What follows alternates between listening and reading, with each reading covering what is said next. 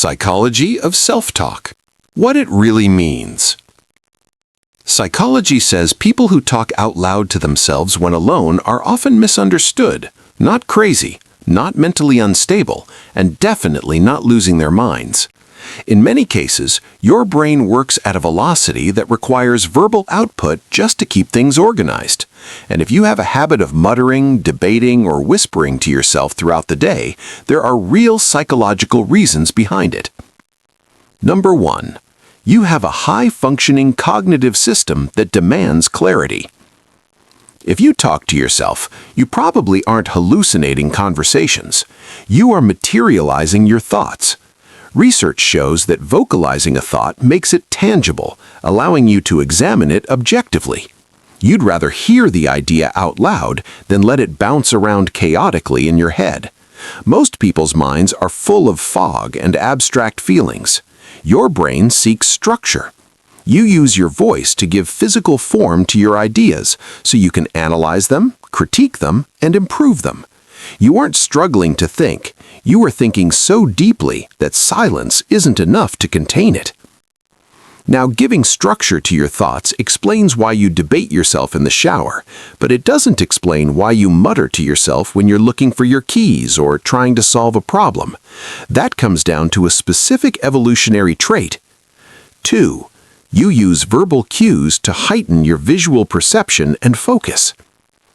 People who talk to themselves aren't just making noise, they are upgrading their processing speed. Research shows that saying the name of an object you are looking for actually activates the visual cortex in your brain. Psychology calls this stimulus upregulation. When you say phone or keys out loud, your brain visualizes the item faster and filters out distractions, while others wander around aimlessly. You are programming your brain like a search engine. You talk to yourself because you are hyper-focused on efficiency. You aren't losing it. You are executing a task with higher precision than the average person.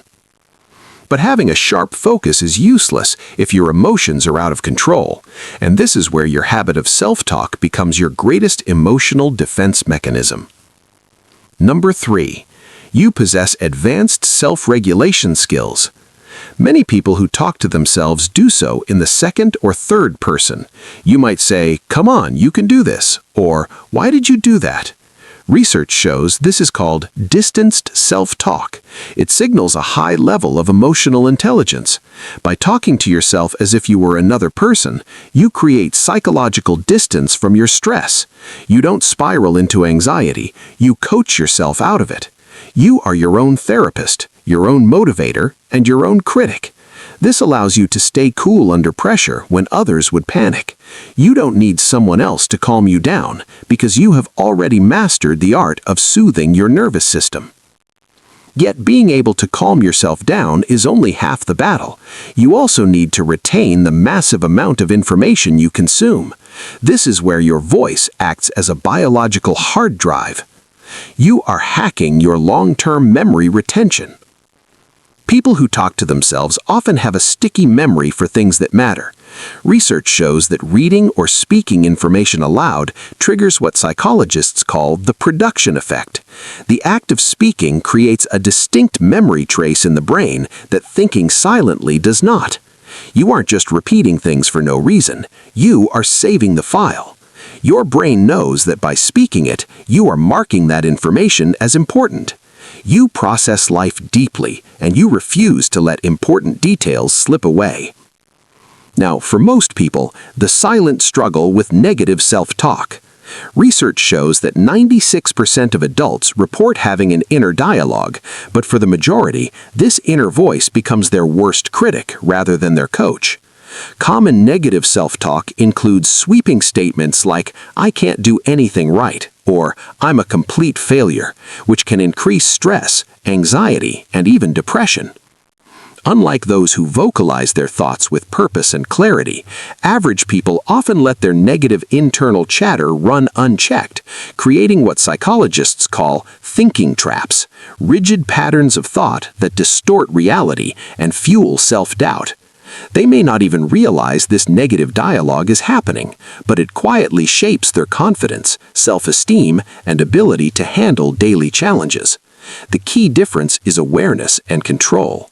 Those who talk out loud are actively managing their cognitive process, while most people passively allow negative thoughts to dominate their mental space without questioning or challenging them. Now, what this means, if you catch yourself talking out loud, it doesn't mean you're weird. It means your mind is a high-performance engine that needs an exhaust pipe. You have superior focus, better emotional regulation, and a stronger memory. You aren't crazy. You're just operating on a higher level. If you're the type of person who has full conversations with yourself, drop a brain emoji in the comments so we can see how many of us there are. And if you love research-based content that validates who you are, hit that subscribe button right now, because the next video might just explain why you overthink.